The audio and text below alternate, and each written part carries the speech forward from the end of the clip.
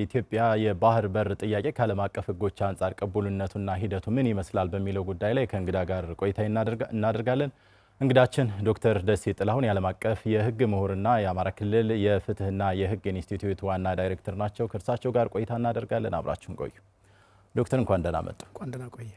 መልካም። እስኪ እንግዲህ የኢትዮጵያ የባህር በር አስፈላጊነት ቀደም ሲሉ ባሉ ዘገባዎችም እንግዲህ ምን ያህል በኢኮኖሚም በሌሎች ዘርፎችም ያለውን አስፈላጊነት አይተናልና ታዲያ ይህን አስፈላጊነት ለማግኘት ደግሞ ኢትዮጵያ እየተከተለችው ያለው የባህር በር ጥያቄ ህጋዊ ቅቡልነቱ ምን ይመስላል ከሚለው እንነሳስ። እኔም እጅግ አድርጌ አመሰግናለሁ። እንደተባለው የኢትዮጵያ የባህር በር ባለቤትነት ጉዳይ አሁን በጣም ጎልቶ እየተነሳ ያለ ጉዳይ ነው። ባለፉት 3 አስርት ዓመታት በተለያየ መንገድ ጥያቄው ይነሳ የነበረ ቢሆንም እንደ ስርዓት ለጥያቄው ቦታ ባለመስጠት በተለያየ መንገድ ትኩረት እንዳያገኝ ብቻ ሳይሆን ጥያቄውንም መጠየቅ በራሱ ስህተት አድርጎ የሚፈርጅ አይነት ነባራዊ ሁኔታ ውስጥ የቆየን በመሆኑ ምክንያት ጥያቄው ይህን ያክል ጎልቶ አልወጣም ነበረ። አሁን በትውልድ ደረጃ መነሳት ያለበት ትክክለኛ ጥያቄ በመሆኑ ወቅቱ ሲደርስ አሁን ላይ ትኩረት አግኝቶ ተነስቷል የሚል እምነት አለኝ። ከዛ አንጻር በዓለም አቀፍ ደረጃ የባህር ባለቤትነትን በተመለከተ በተለይ አሁን ኢትዮጵያ እያነሳች ያለችው የባህር ባለቤትነት ጉዳይ በሁለት ፐርስፔክቲቭ መታየት እንዳለበት ነው ማምነው። እኔ እንደዛ ነው መሆን ያለበት። አንደኛው የመጀመሪያው ባልተገባ መንገድ በታሪክም በሕግም ባለቤት ከነበርንበት የባህር በር ጉዳይ ያላግባብ የተገፋንበት ኢፍትሐዊ የሆነ ሁኔታ ትክክለኛ የሆኑ የዓለም አቀፍ ሕግ ጉዳዮችን በማንሳት እንደገና ያጣነውን የወደብ ባለቤትነት ማግኘትን በተመለከተ ጥያቄ ሳይሆን የነበረን ጥያቄ ምክንያቱም አንፌርሊ ወይም ደግሞ ኢፍትሐዊ በሆነ መንገድ ነው ያጣነው።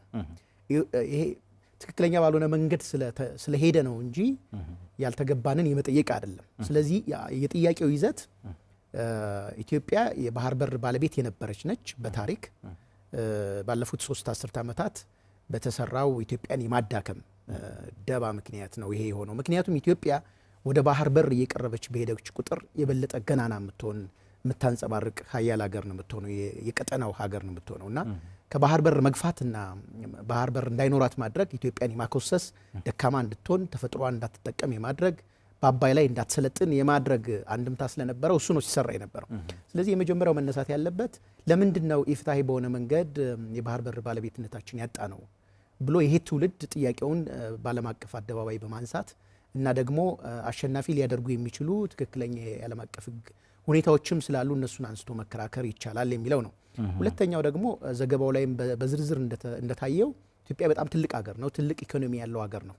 የራሱ የባህር በር ቢኖራት እንኳን የጎረቤት ሀገሮችን የባህር በር በዓለም አቀፍ ሕግ መሰረት በሚፈቅደው መሰረት ተጨማሪ የባህር ወደቦችን መጠቀም የግድ የሚልበት ነባራዊ ሁኔታ ነው ያለው።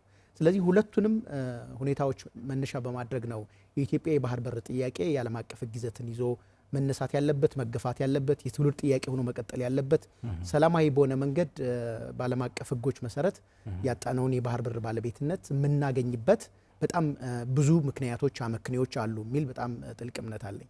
መልካም። እንግዲህ በዚህ ልክ አስፈላጊነቱን ከተረዳንና በተለይ ከዓለም አቀፍ ሕጎችም አንጻር ምን ያህል የኢትዮጵያ ጥያቄ መሰረታዊ እንደሆነና ፍትሐዊም ከመሆኑም አንጻር ይህን በማስረጽ በኩል ህዝቡም የራሱ የሆነ የዜጋ ዲፕሎማሲን መሰረት በማድረግ የራሱን የሆነ ትግል እንዲያደርግ ፍትሐዊነቱን በማስረጽ በኩል ከህግ ምሁራን ከሌሎችም ሊሆን ይችላል ምን ይጠበቃል የሚለውን እናንሳ እስኪ። ትክክል ነው። የመጀመሪያው አሁን ጥያቄው የተነሳበት መንገድ የጥያቄው ትክክለኛነትና ጥያቄው በሁሉም ኢትዮጵያውያን ዘንድ የጋራ የብሔራዊ ጥቅም አጀንዳ ሆኖ እንዲነሳ የተደረገበት ምቹ ሁኔታ ተፈጥሯል ብሎ ማለት ይቻላል። ቢኮዝ ከ3 አስርት ዓመታት በፊት እነዚህ እድሎች አልነበሩ።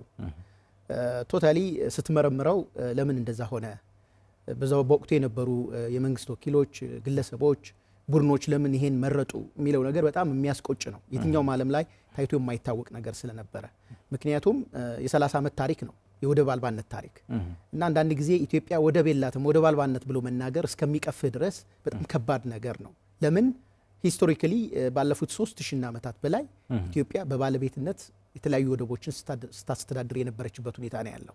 ኦኬ የኤርትራ የሀገርነት ጥያቄም ሲነሳ መጨረሻ ላይ እልባት የሚያገኝበት መንገድ ቢያንስ የኢትዮጵያን የባህር በር ባለቤትነት ጥያቄ አጣጥሞ ምላሽ መሰጠት የነበረበት ነውና ፕሮሲጀራሊ የተከተልናቸው መንገዶች የፈጸምናቸው ስህተቶች ትውልድን በዘላቂነት ዋጋ የሚያስከፍሉ ሆነው መቀጠል ስለሌለባቸው አሁን ላይ መንግስት ለውጥ ከተደረገ በኋላ ጉዳዩን የህዝብ አጀንዳ የናሽናል ኢንትረስት አጀንዳ አድርጎ ማንሳቱ ምን ያክል ትክክለኛ ጥያቄ ያነሳን መሆኑን ያሳያል። ጥያቄው በጸባጫሪነት የምታነሳው አይደለም፣ በተስፋፊነት የምታነሳው አይደለም። እንደ ሀገር የመቀጠል ያለ መቀጠል ጉዳይ ነው። ኢትዮጵያ ደግሞ ይሄን ዲዘርቭ ታደርጋለች ብዬ አስባለሁ። ሂስቶሪካሊ በምስራቅ አፍሪካ በጣም ገናና ስልጣኔ የነበራት ነፃነቷን አስከብራ የቆየች ሰፊ ህዝብ ያላት ሰፊ ገበያ ያላት ቀጠናውን አብራ ማደግና ይዞ መዝለቅ የምትፈልግ አገር በመሆኗ ምክንያት ቀይ ባህርን እንደገና ሪጌን ማድረግ ለዛውም በሚፈቅዱ የዓለም አቀፍ ድንጋጌዎች በሰላማዊ መንገድ አብሮ በማደግ መንገድ በሰጥቶ መቀበል መርህ መንገድ ነው እየተነሳ ያለውና ዜጎች፣ ምሁራን፣ የአገር መሪዎች የያዙትን አቋም ህዝቡን አሰልፈው መቀጠል ይኖርባቸዋል ብዬ አምናለሁ። መልካም።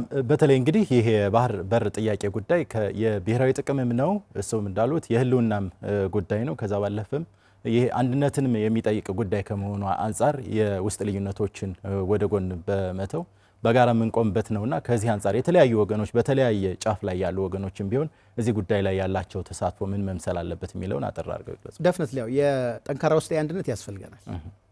ጠንካራ ውስጣዊ አንድነት ባለን ቁጥር የምናነሳቸው ሌጂቲሜት ጥያቄዎች ሁሉም ይመለሳሉ። ከዚህ አንጻር የመጀመሪያው እኔ ማንሳት የምፈልገው የብሔራዊ ጥቅሞች ላይ አገራዊ ጉዳዮች ላይ የትኛውም ኃይል ቢሆን በጋራ መቆም ይገባል። ጥያቄዎች አሉ፣ ኦብቪየስ ነው። ጥያቄዎችን ደግሞ በንግግር መፍታት ይቻላል። ውስጣዊ አንድነትን ስናጠናክር የማይመለሱ ጥያቄዎች አይኖሩም። ጠንካራ ሀገር ይኖረናል። ዲሞክራሲው የተስፋፋ ሀገር ይኖረናል። ልዩነቶችን በአግባቡ ማስተናገድ የምንችልበት ሁኔታ ይፈጠራል እና ከዚህ አንጻር በተለይ የባህር በር ጉዳይ በጣም ትልቅ ሀገራዊ ብሔራዊ ጥቅም ጉዳይ ስለሆነ የትም አይነት ልዩነት ቢኖርህ በዚህ ጉዳይ ላይ በልዩነት የምትቀጥልበት አጀንዳም አይደለም።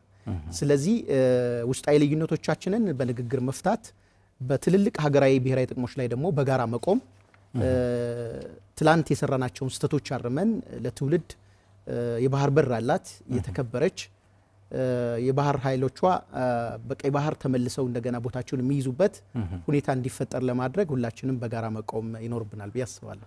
መልካም።